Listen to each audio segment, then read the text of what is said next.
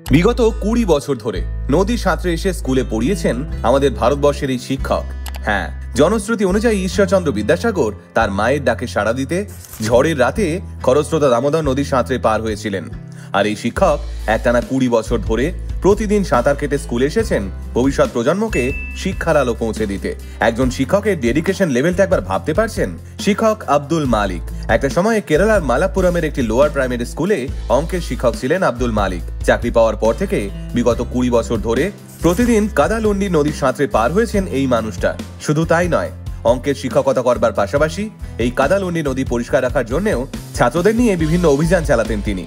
প্রতিদিন একটা প্লাস্টিকের ব্যাগে এক সেট জামা, জুতো, বই, খাতা, দুপুরের খাবার এবং নিজের দরকারি জিনিসপত্র ভরে নিয়ে সাঁতরে স্কুলের উদ্দেশ্যে রওনা দিতেন তিনি। কোনো অজুহাত, কোনো অসুস্থতা, কোনো প্রাকৃতিক বিপর্যয়, কোনোটাই শিক্ষক আব্দুলের ডেডিকেশন লেভেলকে জাস্ট ছুঁতে পারত না।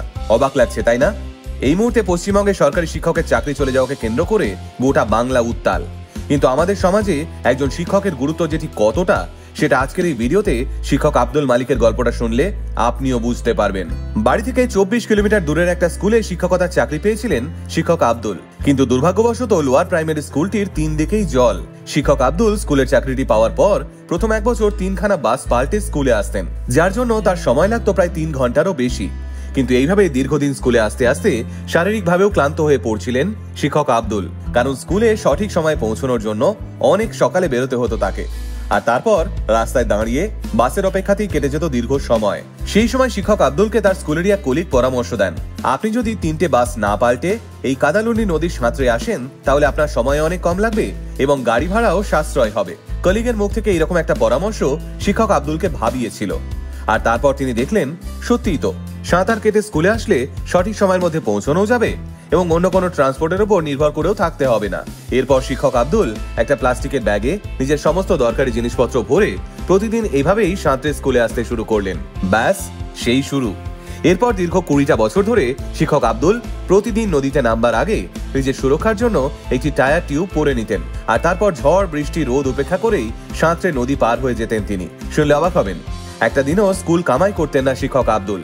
দ্য হিন্দুকে দেওয়া একটি সাক্ষাৎকারে আব্দুল মালিক জানান, প্রতিদিন ১৫ থেকে ২০ মিনিট লাগতো আমার নদী পেরোতে।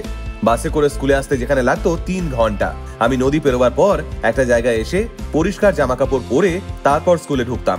তাই ছাত্ররা আমায় ভালোবেসে টিউব মাস্টার বলে ডাকতো।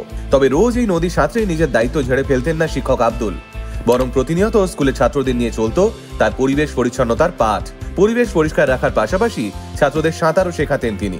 ছাত্ররা যাতে জলকে ভয় না পেয়ে নির্ভয়ে এগিয়ে যেতে পারে, সেই প্রশিক্ষণও দিতেন শিক্ষক Abdul. District education officer S Rajib জানান, শিক্ষক আব্দুল আমাদের সমাজের একজন অনেক বড় রোল মডেল। এত ডেডিকেশন নিয়ে তিনি ছাত্রদের পড়াশোনা শেখাচ্ছেন, যা সত্যি দৃষ্টান্ত। বর্তমানে অবশ্য ওই স্কুলেরই প্রধান শিক্ষক পদে উত্তীর্ণ হয়েছেন শিক্ষক আব্দুল মালিক। অক্লান্ত পরিশ্রমের দাম পেয়েছেন মানুষটা। আসলে শিক্ষক আব্দুল মালিক একজন যথার্থই শিক্ষক, না হলে প্রতিদিন নদী সাঁতরে পড়াতে আসা সত্যি মুখের কথা নয়। কিন্তু তবুও এতগুলো বছর ধরে নীরবে সমাজের প্রতি দায়িত্ব এবং কর্তব্য দুটোই পালন করে গেছেন এই ৪২ বছরের মাস্টার মশাই। তাই আজ একজন শিক্ষক হিসেবে গোটা সমাজের কাছে অনুপ্রেরণার আরেক নাম আব্দুল মালিক। গোটা আলটিমেট মোটিভেশন টিম কুর্নিশ জানায় শিক্ষক আব্দুল মালিককে। আসলে একজন প্রকৃত শিক্ষক কিংবা শিক্ষিকা তো এমনটাই হওয়া উচিত, তাই না? যারা বিনা স্বার্থে এভাবেই বারংবার দায়িত্বের নদী সাঁতরে ভবিষ্যৎ প্রজন্মকে আলোর পথ দেখায়।